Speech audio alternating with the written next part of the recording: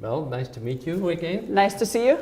And let's talk a little bit about advanced training for project managers, in particular open discussion. But before we do that, why don't you tell something about yourself, your own experience, because you have been a long time in the industry and seen many different scenarios and seen the impact of learning and so on. That's right, yeah.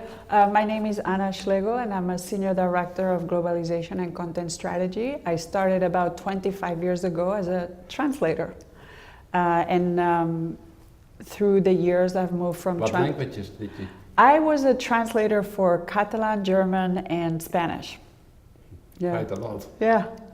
And then I became a project manager. Mm-hmm. And so by being a project manager at Cisco, that's where I became a project manager. Didn't know that. Yeah, that was my first company where I was a PM. I learned, the different groups that you have to serve inside of a company. So it was very eye-opening to understand the company. And after being a project manager, I became a program manager and then a manager, senior manager, and I moved up that way. Yeah, I do remember the time you came to NetApp, because at that time I was still working with Localization, it was my account, and Christopher was working as a project manager. Yes, yes. Yes, so I've a lot of experience with a lot of vendors, different companies, different roles. I think project management may be one of the first roles that you can start as a person in our industry, just like a translator or a freelancer. But there's many other areas that you can go after that. And I think from a project management seat or desk, you can see other roles. You can see QA roles, you can see management roles, you can see strategy roles. And in fact, in many companies, I think it might be a little bit of a problem that there is not always a clearly defined career path. But in reality, based on your own experience, there is for project managers, but they have to make their own. Yes, it's interesting. We don't see many companies having the same career paths. You sort of need to evaluate if you are into getting a career. You do need to put the mileage first as a translator or as a PM or as a QA or as a tester or internationalization engineer. But there's a lot of work and it's a good profession to move up. Especially on the vendor side. Because you get that wide exposure to so many different clients, many different situations. Oh my God, if you're a good project manager, you're gold. I mean, I know, I'm a senior director, I have a couple hundred people in my team. I know the names of the PMs that I like. Sure. Because they make it, right? They support you. Absolutely. Really well. Now, let's talk a little bit about the need for training of PMs and ongoing training. We have this basic training within the localization PM certification, but we realized that more is needed, and that started actually way back. I think the first ones were done around 2002 or so. So the roundtables have been around a lot. And can you talk a little bit about the value you see yourself, because you have participated in a number of them as advisory board member and also moderator? Yeah.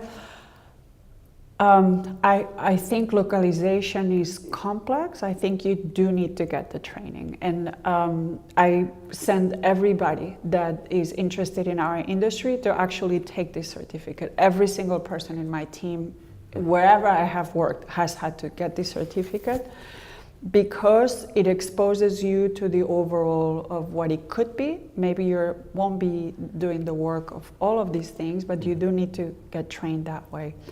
The real training comes when you're at the, at the client side or at the vendor side. But we're very lucky. When I started in the industry, there were no certificates. And I remember going to Berkeley and offering a class. They said, but what is this thing? And I said, well, and I couldn't even explain it very well, but I said, this is something that's going to be very important because companies want to go global, and people like me can help companies go global. Sure. And I think Berkeley then started offering some classes, and then very quickly after I started working with Nitish and some of these guys, like to start putting some of the modules, and I think I wrote some of the first modules for your certificate. And today we're at Lockworld. I am so blown away. There's almost 1,000 people here. The first Lockworlds, there were 200 people. Were like, hi, we were so happy to see each other. It's a big deal now. And it's a profession, it's a very respectable profession. It's becoming, it's going away from the cottage industry and becoming more of a very recognized much profession. so. But it's also because we have people like yourself who take a more professional management role in the industry. Yes, that's right. Yeah. Now, focusing on our roundtables in Berkeley, any suggestions you might have? You've seen our tool, the interactions, free interactions. Do you feel that is a good medium of project managers? Yeah. Oh, I love it. Yeah, I love that it's at Berkeley because it gives that that educational feel. You're taking the time to go there, to stay there for a few days, and to get to know other people. Networking is hugely important in localization. I think it's a very tight, community, although there's more and more and more people. I like that it's combining, Uber professionals with newcomers. But then we saw that in your last roundtable, there were a lot of people from Facebook and WhatsApp, that they themselves are trying to figure things out, right? And so it's a very giving profession. People are very willing to share and share decks, and you go to any conference, you can always score the PowerPoints. It's great. Yeah. Well, thank you. I hope we can count on you for future roundtables. Oh my God, and you keep doing them because we need you. Oh yeah, I will. All right, thank you. Thanks, Willem. very much. Yep.